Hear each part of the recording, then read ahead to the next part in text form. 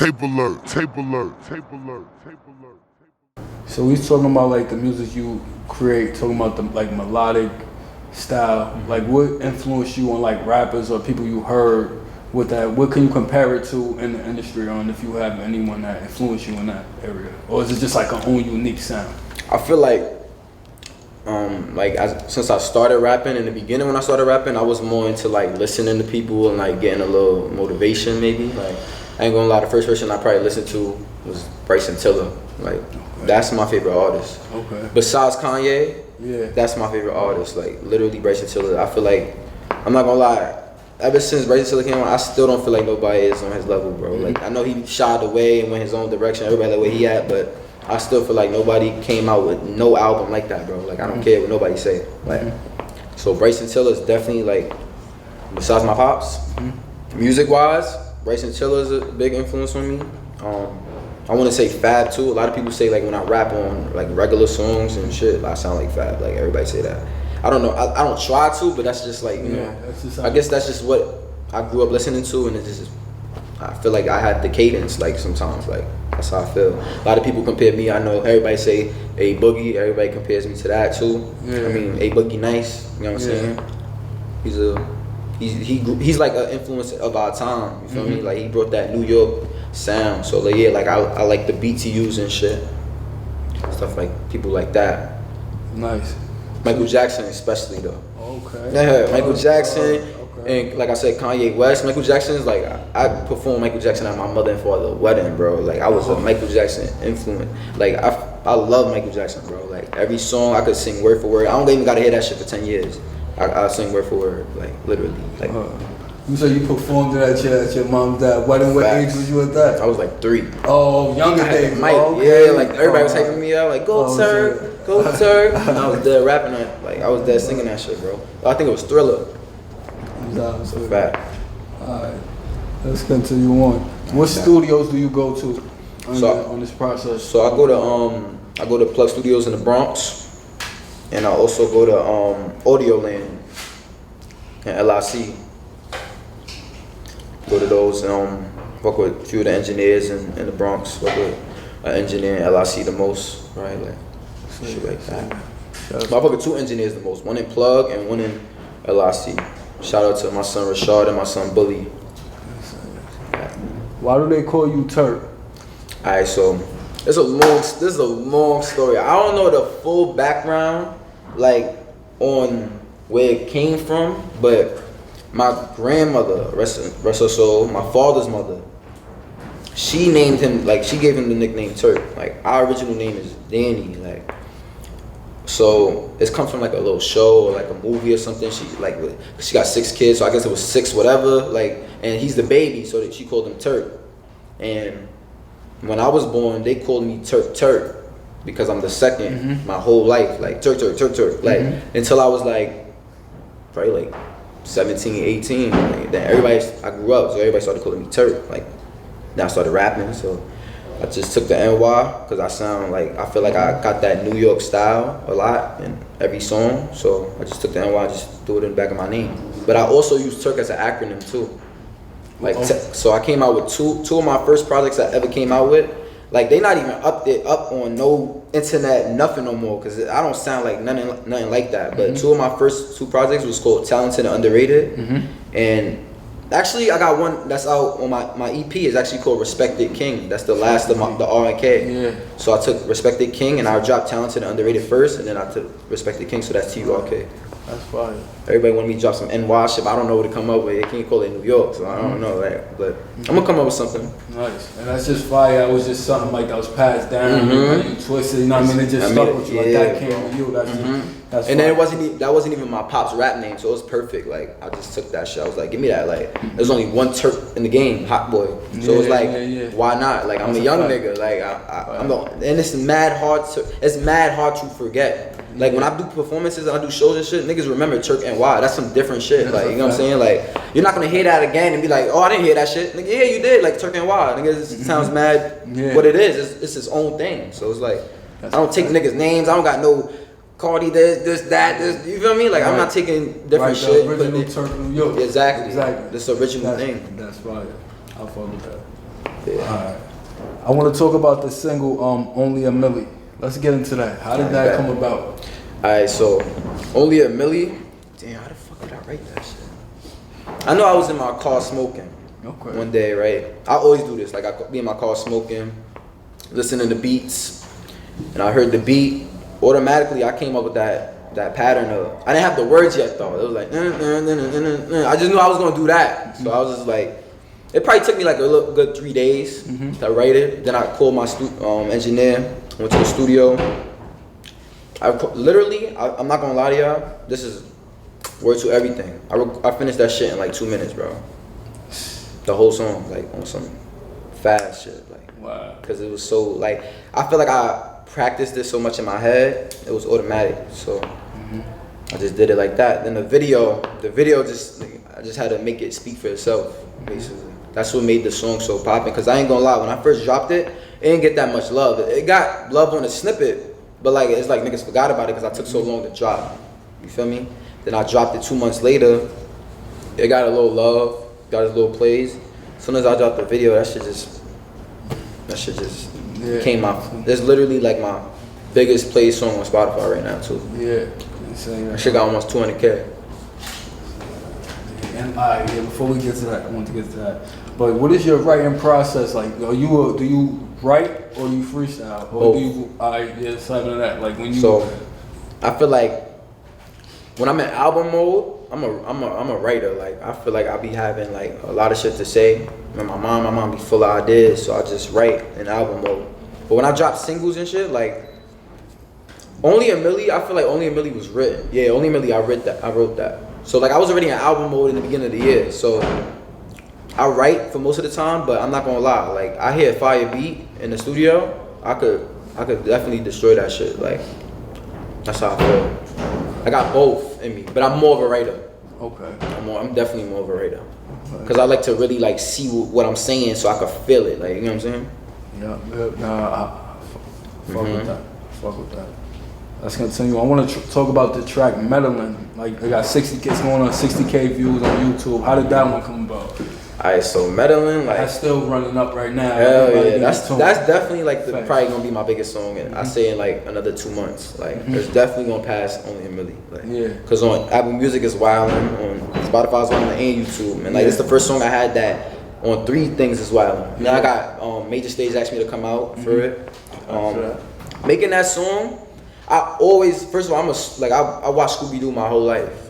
Okay. So when they be like meddling kids, like that's you feel me? Like I always remember that shit. Like when they took the little villain mask off. For some reason, I think I seen like this is no cap, bro. I think for some reason, like a week before that, I was dead watching Scooby-Doo, and like I came up with some shit. Like I literally heard that, and it was like I was literally I was a little meddling kid. Like I said that to myself, and I'm like, you know what? Like let me see if I could write something about that. So that was my plan, the whole song, like to say that, like I'm meddling, like that was the whole thing. But when I heard the beat, it gave me a club vibe. So basically, my transition from the beginning of the song to the hook is way different. Like I feel like it's really a big transition. Like go from like some calm shit, then it goes to some energetic shit. So like I wrote half that song and then half the song, if that makes sense. So I wrote all the way until I said, I put life in her box, and then the Pennywise start, all the way to the end of the song, I wrote that at a whole different time. So I went to the studio, recorded the first part, and I was like, everybody was jacking it. They was like, yo, this is gonna be your best song, bro. Okay. Yeah. So I went home and I was like, nigga said it's my best song? Alright. I wrote the hook, and that's how it came. I try to keep it very cartoonish and very kiddish because like I feel like I never do nothing for the kids, like too. And since I already was talking about Scooby-Doo, why not throw the Pennywise shit in it too? You feel me? That's why I said in the hook, I ain't Pennywise, but I'm it. I'm comical. Like I did that. But I feel like that was my best writing process. Like I feel like I was really focused every time. Like every line I focused on, like to write that shit.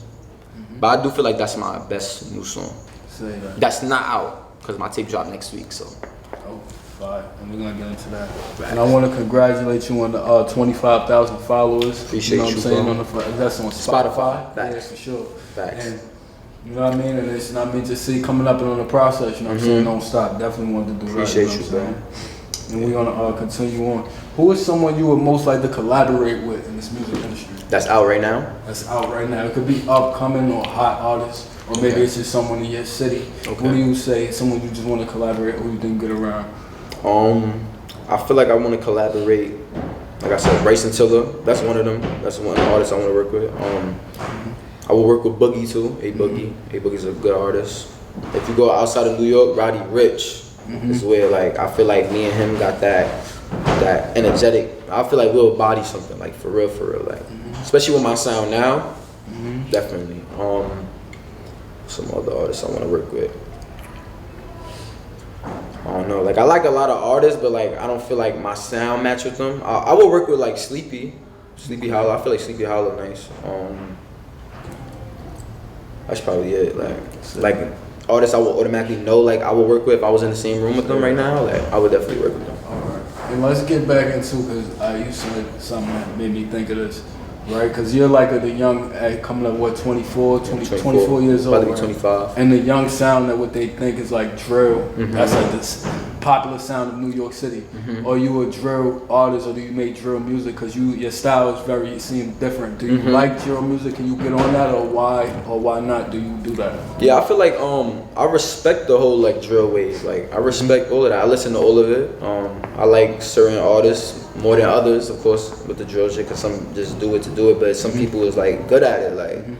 Like I feel like I'm not I don't like drill. I wouldn't do a lot of drill songs. I have like about like 3 songs, like 3 drill songs. I even got a video out actually. I got 2 videos out. One drill song with me, and another drill song with my son Deva. Like I got another drill song with him. But I respect the drill wave, but I don't make a lot of drill songs. But I would definitely fuck with a lot of drill artists. Definitely. Okay. And another thing, continuing, because we just talked about who you like to collab with. You got shows coming up, but who would you like to open up for? Like, if you can, just the artist you would like to open up for. Artist I would like to open up for. Not like a event like a Rolling Loud, but if it's like your personal choice, like yo, I want to open up. If you could open up for someone, cause like one big artist. Yeah, one artist. Definitely, probably Roddy Ricch. I feel like I could get love at his set. You know what I mean? I feel like me and his sound matches. You know what I mean? What is a message you would like to give to the same ones coming up in the same industry like you and that want to do this, that want to pursue the rap career? I feel like my message to everybody is just stay consistent. Like I feel like coming up, it's hard to stay consistent. Once you like take a little break off, that gives you more time to break. It's like going to school. Like when you go to school, if you go to college and you take that break, you ain't gonna want to go back. Like that's how I feel. Like once you tap out of it, you tapped out. Like I feel like once you in your grind, you gotta keep pursuing it. You gotta keep going, be consistent, keep do what you do. Just stay consistent, stay out the way, of course. Definitely pick and it's a very like territorial game. Like I feel like there's a group of people like over here, there's a group of people over here, group of people over here. Everybody fuck with their own group of people in the music game. So I feel like you pick and choose. You gotta pick and choose wisely, because that other part of that music game won't rock with you. Like that's how I feel. Cause you know what I'm talking about. Like the whole New York way. Everybody in New York, there's sections in New York. Like that's who fuck with who. Like we all know that. Like I feel like you should just pick and choose who to work with. Like who's up and coming. Cause it's a lot of How do you feel like if you're an artist that's not too into the wave of what's going on, like how you say, you're trying to do the music or not, like just come up in these cities? I ain't gonna lie, it's a big overlook. Like I feel like a lot of people overlook that sound now, because it was like I feel like my sound was very big in 2016, 2017. You feel me? Like that was that melodic sound. That was the P&B. That was everybody would have that little, But I feel like there's still room for everything.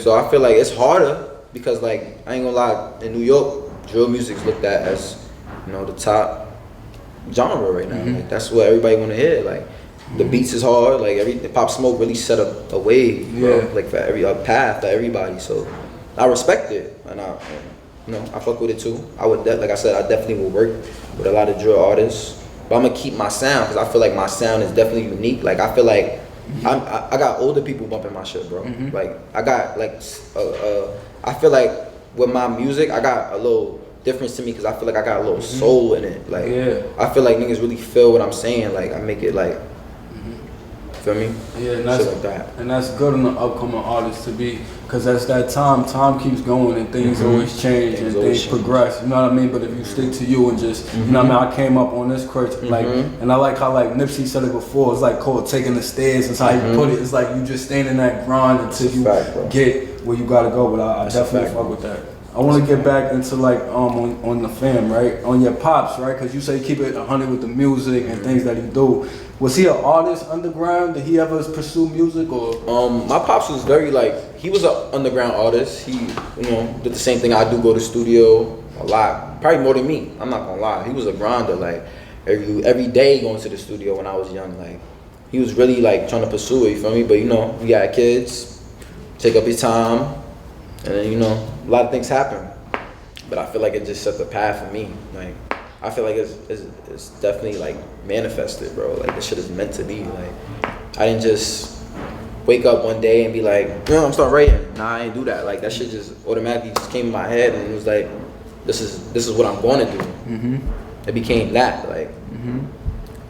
Cause I'm a person like I'm very I'm consistent, but I'm very persistent too. So if I'm into something I'm really doing, I'm not shying away from that shit. Like you're gonna have to knock me off my ledge, bro. Like I'm really like, there's nothing that can stop me. I feel like I want to say like 2019, like that was the only time I feel like I almost got knocked off the pedestal. But now it's like nothing that can stop me. Like I feel like what happened in 2019, we're gonna get into that soon. But what happened in 2019.